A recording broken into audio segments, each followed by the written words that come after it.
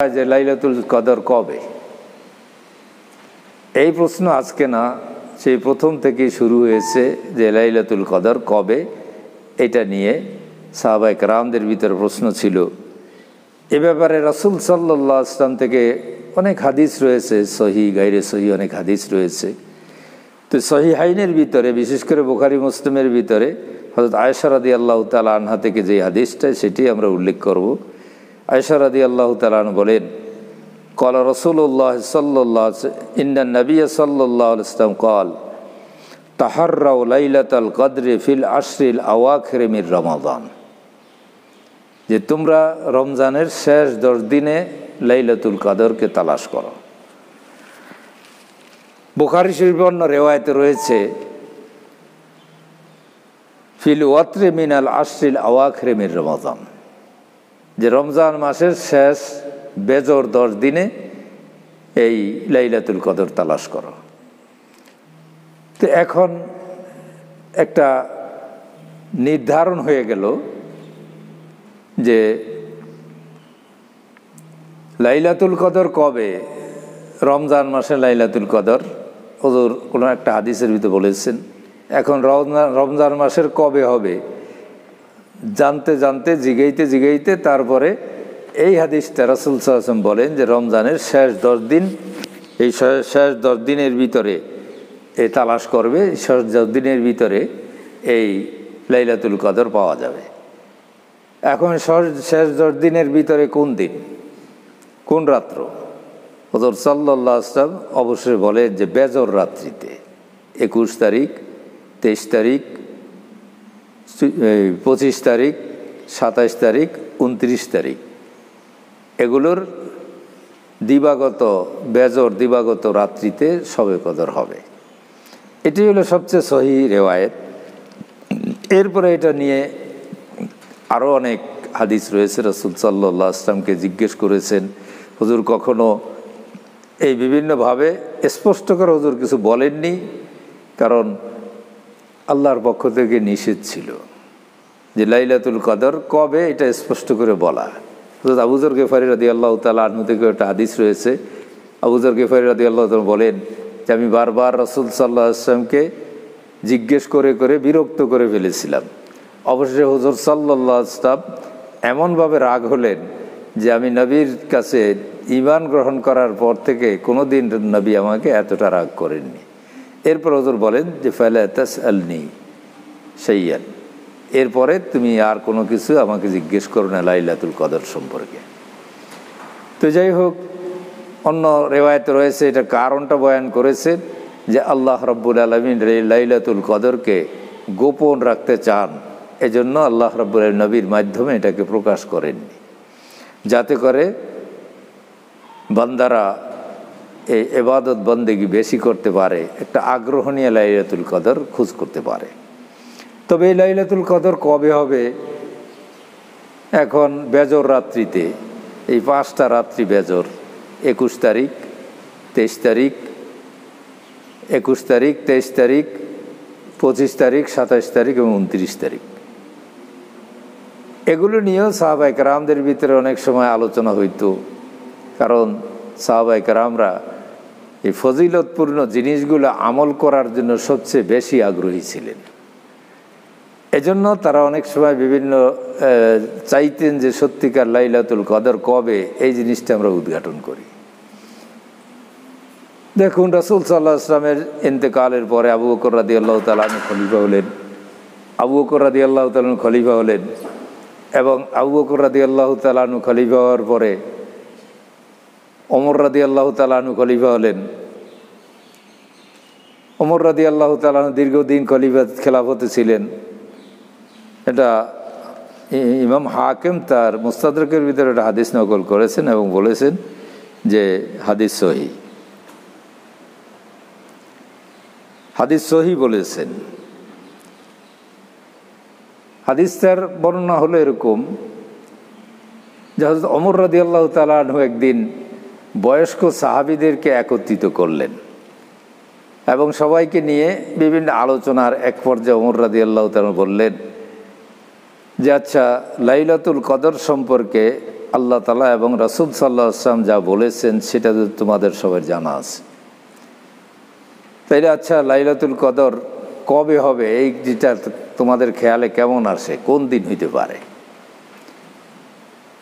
এই বয়স্ক সাহাবীরা এক একজন মন্তব্য করলে কেউ বললে 21 তারিখ হইতে পারে, যেহেতু হুজুর শেষ 10 দিনের কথা বলছেন, শেষ 10 দিনের প্রথম বেজর রাত 21 তারিখ। কেউ আবার 23 তারিখের কথা বলেছে, কেউ 25 তারিখের কথা বলে, যার যার খেয়াল মতো সে বলেছে। ওই মজলিসের ভিতরে হযরত ইবনে আব্বাস রাদিয়াল্লাহু আব্দুল্লাহ ইবনে আব্বাস রাদিয়াল্লাহু তাআলা আনহু ছিলেন। কারণ আব্দুল্লাহ ইবনে আব্বাস রাদিয়াল্লাহু তাআলা আনহু হুজুর সাল্লাল্লাহু আলাইহি ওয়াসাল্লাম তার জন্য দোয়া করেছেন, আল্লাহুম্মা আল্লিমহু ইলমাল কিতাব, যে খোদা তাকে কিতাবের ইলম আপনি দান করেন। এজন্য যদিও বয়স কম হযরতে ইবনে আব্বাস রাদিয়াল্লাহু তাআলা আনহুর, কিন্তু তিনি হলেন সাহাবায়ে কেরামদের ভিতরে রইসুল মুফাসসিরিন। কোরআনের তাফসীরের নেতা হলেন, রইস হলেন হযরত ইবনে আব্বাস রাদিয়াল্লাহু তাআলা আনহু। অথচ তার বয়স ছিল, হুজুর যখন ইন্তেকাল করেন তখন ইবনে আব্বাস রাদিয়াল্লাহু তাআলার বয়স ছিল 12 বছর। এরপরে হযরত ওমর রাদিয়াল্লাহু তাআলার খেলাফতের সময় তার বয়স হয়তো 20 বছর।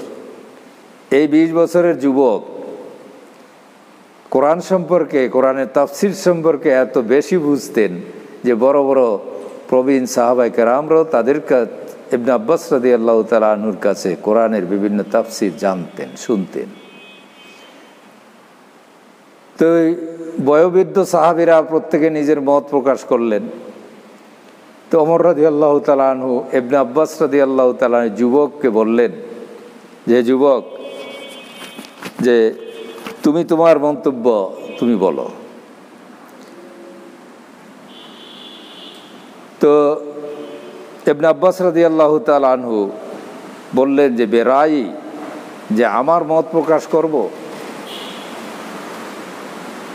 কলা মির রায়িকা আসালুকা, আমি তোমার মতই চাই কোরআন হাদিসের আলোকে, অথবা তুমি যেটা বুঝো এর থেকে কী বুঝেছো সেটা তোমার মতটাই আমরা জানতে চাই।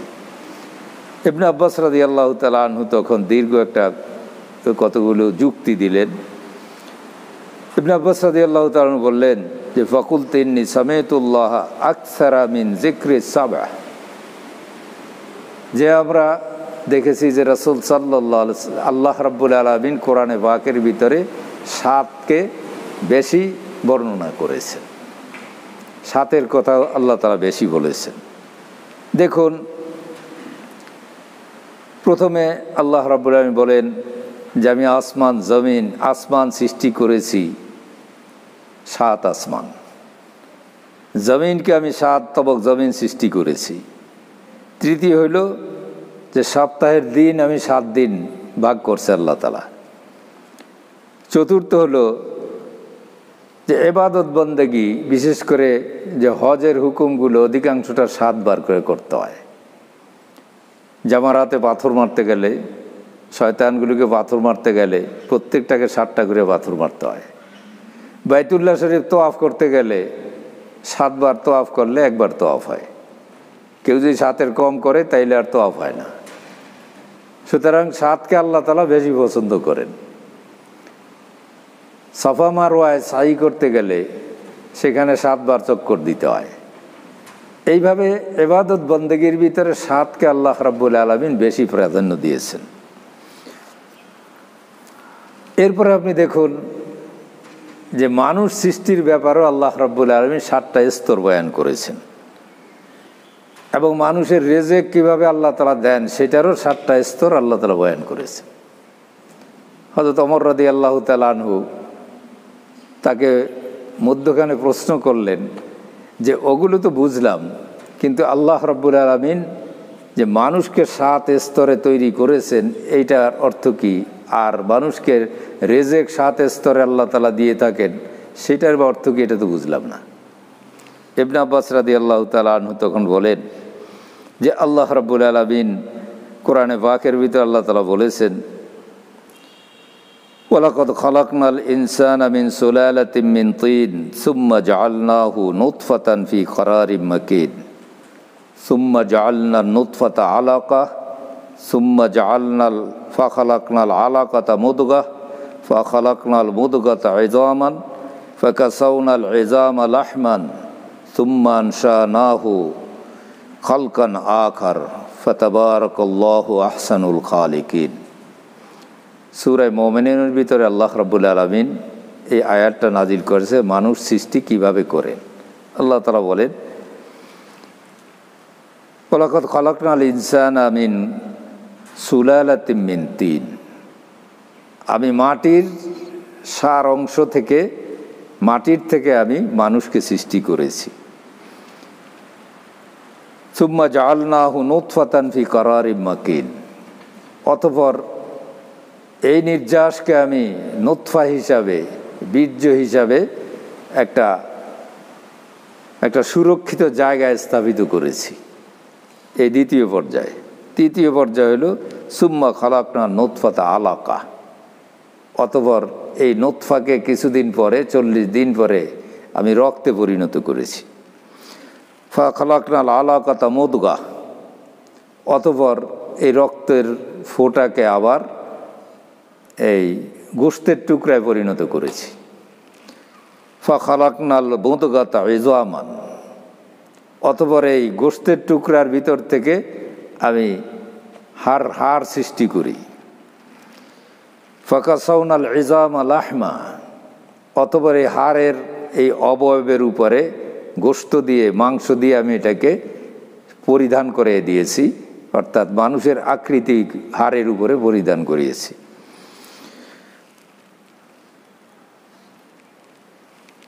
সুম্মা খালাকনা সুম্মা আনশানাহুম খালকান আখার, অতঃপর আমি তাকে এইভাবে সৃষ্টি করেছি। ফাতাবারাকাল্লাহু আহসানুল খালিকিন। এখানে আল্লাহ রাব্বুল আলামিন কোরআনের ভিতরে মানুষ সৃষ্টিকে 7টা স্তরে বিভক্ত করেছেন। সুতরাং কোরআন শরীফের ভিতরেও 7-এর কথা আছে। 7-এর কথা আল্লাহ রাব্বুল আলামিন কোরআন শরীফের ভিতরে বয়ান করেছেন। আর রেজেকের 7টা, যেটা আপনি প্রশ্ন করেছেন যে রেজেক 7 স্তরে দেয়া হয়, এটাও আপনি সূরা আবাসের ওই আয়াতগুলি তেলাওয়াত করলে আপনি দেখবেন। আল্লাহ তাআলা বলেন, ফালিয়ানজুরিল ইনসানু ইলা তাআমি, মানুষ যেন তার খাদ্যের দিকে একটু গভীরভাবে দৃষ্টি করে দেখে যে কিভাবে আমি তাকে খাওয়াইতেছি। আন্না সাবাবনাল মা সাব্বা, 1 নম্বর হলো আমি আকাশ থেকে বৃষ্টি বর্ষিত করে এই মাটিকে উর্বর করি। সুম্মা শাকাকনাল আরদা শাক্কা, অতঃপর জমিনের ভিতর থেকে আমি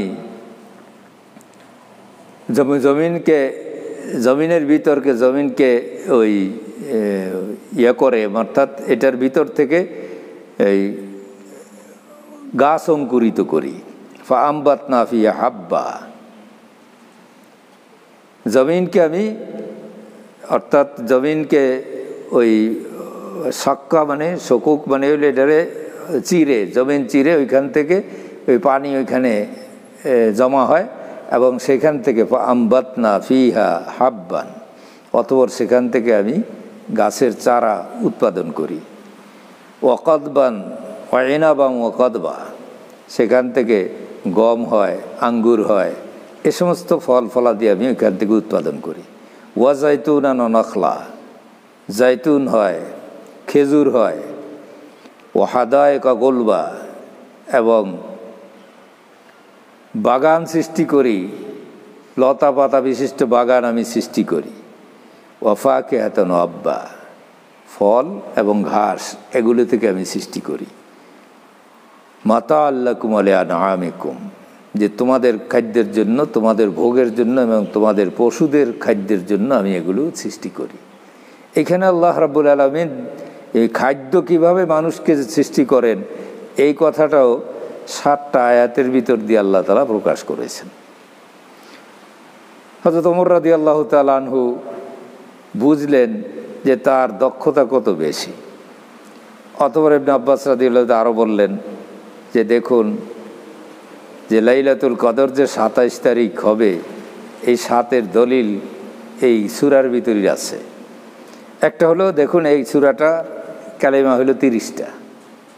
হিসাব করে দেখবেন, ইন্না আনজালনাহু ফি লাইলাতুল কদর, এটা হিসাব করলে দেখা যায় যে এটা 30টা কালেমা আছে, 30টা শব্দ আছে। আর এই 30টা শব্দের ভিতরে শেষ দিক দিয়ে আল্লাহ রাব্বুল আলামিন সালামুন হিয়া, ওই রাত্রি হইল শান্তিময়। এই হিয়া শব্দটা 27 নম্বর কালেমা। হাত্তা মাতলাইল ফাজর, এরপর আর 3টা কালেমা আছে। সুতরাং এই হিয়া দ্বারা আল্লাহ রাব্বুল আলামিন 27 নম্বরে হিয়া শব্দটা উচ্চারণ করিয়া আমার বুঝে হয় এটা যে আল্লাহ রাব্বুল আলামিন 27 তারিখই লাইলাতুল কদরকে নির্ধারণ করেছেন। আরেকটা দলিল তিনি কোরআন শরীফের আয়াত থেকে দিলেন যে লাইলাতুল কদর এই 2টা শব্দ, এটা লিখতে 27টা, এই 2টা লাইলাতুল কদর 9 শব্দ, 9টা অক্ষর লাগে। লাইলাতুল কদর যদি আপনি দেখেন যে এখানে 9টা অক্ষর আছে। আর এই লাইলাতুল কদর শব্দটা এই সূরার ভিতরে 3 বার উচ্চারিত হয়েছে। ইন্না আনজালনাহু ফি লাইলাতুল কদর ওয়া মা আদরাকা মা লাইলাতুল কদর লাইলাতুল কদরে খায়রুম মিন আলফি শাহর। অর্থাৎ লাইলাতুল কদর শব্দটা এই সূরার ভিতরে 3 বার উচ্চারণ করেছে আল্লাহ তাআলা। সুতরাং 3 বার, যেহেতু এটা 9টা অক্ষর আর 3 বার উচ্চারণ করেছে, এই 9-রে 3 দিয়ে যদি পূরণ দেয় 3 নং 27 হয়। সুতরাং লাইলাতুল কদর আমার মতে 27 তারিখই হবে। এ সমস্ত যুক্তিগুলি ইবনে আব্বাস রাদিয়াল্লাহু তাআলা আনহু যখন এই 10টা যুক্তি দান করলেন, তখন ওমর রাদিয়াল্লাহু তাআলা আনহু বললেন যে আইয়ুহা শুয়ুখ আজিজতুম আন তাকুলা মিসলা মা ক্বালাহু হাযাল গোলাম, যে হে বয়স্ক সাহাবীরা, যে এই যুবক ছেলেটা যেভাবে লাইলাতুল কদরকে সে যেভাবে বর্ণনা করলো, তোমরা তো এ ধরনের বর্ণনা দিতে অপারগ হয়ে গেলে, তোমরা তো পারলে না। আসলে ইবনে আব্বাস রাদিয়াল্লাহু তাআলা আনহুকে রাসূল সাল্লাল্লাহু আলাইহি ওয়াসাল্লাম দোয়া করেছিলেন শৈশবকালে। হাদিসের ভিতর আসছে যে একদিন রাসূল সাল্লাল্লাহু আলাইহি ওয়াসাল্লাম ওযু করতেছিলেন, আর ইবনে আব্বাস রাদিয়াল্লাহু তাআলা আনহু তখন 8-9 বছর বয়সের বালক ছিল, 10 বছর বয়সের বালক ছিল। তিনি পানি ঢালতেছিলেন, আল্লাহর নবী ওযু করলেন, কুলি করে ওই কুলির পানিটা হুজুর ইবনে আব্বাস রাদিয়াল্লাহু তাআলার গায়ের দিকে ছুটছে, তার শরীরের ভিতরে পড়েছে। বরকত নবীর। আল্লাহ রাব্বুল আলামিন হয়তো এই নবীর এই কুলির বিনিময়ে ইবনে আব্বাস রাদিয়াল্লাহু তাআলা আনহুর ভিতরে এতটা ইলম দান করেছেন যে অনেক বড় বড় সাহাবায়ে কেরামরা, ওমর রাদিয়াল্লাহু তাআলা আনহুর মতো লোক যে সারা জিন্দেগি নবীর সাথে ছিলেন, তিনিও যেগুলি বুঝতেন না, ইবনে আব্বাস রাদিয়াল্লাহু তাআলা আনহুকে আল্লাহ রাব্বুল আলামিন জ্ঞান দিয়েছিলেন। তো যাই হোক, এই যুক্তিতে ইবনে আব্বাস রাদিয়াল্লাহু তাআলা আনহু প্রমাণ করতে চান যে লাইলাতুল কদর 27 তারিখই হবে। সুতরাং আমরাও 27 তারিখকে প্রাধান্য দেই। তবে এটা যেহেতু এক একজনের ইজতিহাদ, এটা নিশ্চিত করে বলা যায় না যে লাইলাতুল কদর 27 তারিখে হবে। তবে অধিকাংশ সাহাবায়ে কেরাম এবং অধিকাংশ বুজুর্গানে দ্বীনের মত এবং তাদের ধারণা, কাশফ, এগুলো দ্বারা বোঝা গেছে যে লাইলাতুল কদর 27 তারিখে, 27শে রমজান অর্থাৎ 26শে রমজান দিবাগত রাতেই 27 তারিখে লাইলাতুল কদর হবে। এখন লাইলাতুল কদর প্রতি বছর আসে।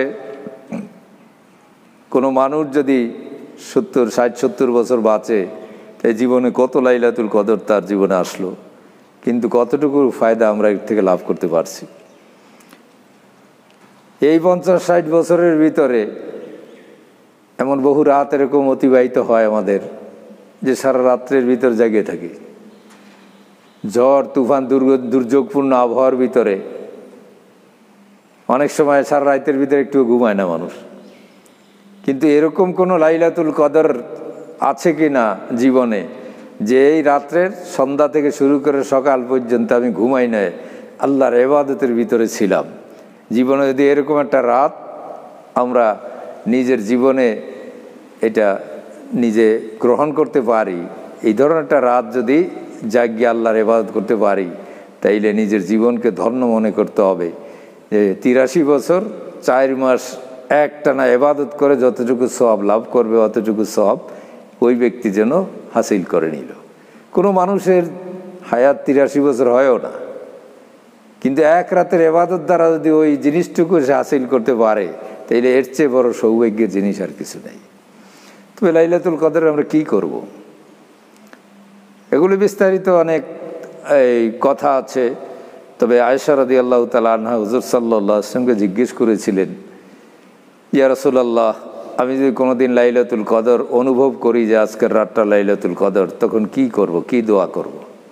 হুজুর সাল্লাল্লাহু আলাইহি ওয়াসাল্লাম তাকে একটা দোয়া শিখিয়ে দিয়েছেন। হুজুর বলেছেন যে কুলি, যে তুমি এই কথা বলবে, আল্লাহুম্মা ইন্নাকা আফুউন কারীম তুহিব্বুল আফওয়া ফাআফু আন্না। আল্লাহুম্মা ইন্নাকা আফুউন কারীম তুহিব্বুল আফওয়া ফাআফু আন্না। যে খোদা আপনি দয়ালু এবং মহাদয়াবান, ক্ষমাশীল। তুহিব্বুল আফওয়া, আপনি ক্ষমাকে পছন্দ করেন। ফাআফু আন্না, আমাকে আপনি ক্ষমা করে দেন। এই দোয়া বেশি বেশি করে করবে। তবে সম্মানিত উপস্থিতি, আমরা লাইলাতুল কদরে রাত জেগে ইবাদত করার আগে থেকেই এটা সিদ্ধান্ত নিতে হবে। কারণ হাদিসে পাকের ভিতর আসছে যে রমজানের শেষ 10 দিন যখন আসতো, হুজুর সাল্লাল্লাহু আলাইহি ওয়াসাল্লাম সাদ্দুল মেএজার, অর্থাৎ আমরা যে বলি যে একটা কোমর বানিয়ে নামতো, হুজুর সাল্লাল্লাহু আলাইহি ওয়াসাল্লাম ইবাদতের জন্য এরকম কোমর বাঁধতেন। অর্থাৎ আজমের সাথে, আজিমতের সাথে আল্লাহ রাব্বুল আলামিনের ইবাদত বন্দেগী করার জন্য হুজুর প্রস্তুত হয়ে যেতেন। আমরা 7 দিনের জন্য 10 দিনের জন্য প্রস্তুত না হইতে পারলেও অন্তপক্ষে যদি লাইলাতুল কদরের জন্য সদ্যে মেজার হইতে পারি, অর্থাৎ আগে থেকে সিদ্ধান্ত নিতে পারি যে আজকের এই একটা রাত আমি ঘুমাবো না, সারা রাত আমি ইবাদত করব, যতদূর সম্ভব নামাজ পড়ব, এরপরে ঘুম আসলে কোরআন তেলাওয়াত করব, এরপরে তাসবিহ, তাহলিল, দুরুদ, যে কোনো যত ধরনের ইবাদত বন্দেগী আছে এই লাইলাতুল কদরে করে যদি রাতটাকে অতিবাহিত করা যায়, তাইলেই ওই ব্যক্তি যেমন জীবনে একবার হইল লাইলাতুল কদরকে কাজে লাগাইতে পারল। আল্লাহ পাক আমাদেরকে এই রাত, সারা রাত জাগিয়া আল্লাহ রাব্বুল আলামিনের ইবাদতের ভিতর লিপ্ত থাকার তৌফিক দান করুন। ওয়া মা আলাইনা ইল্লাল বালাগ। আসসালামু আলাইকুম ওয়া রাহমাতুল্লাহি ওয়া বারাকাতুহু।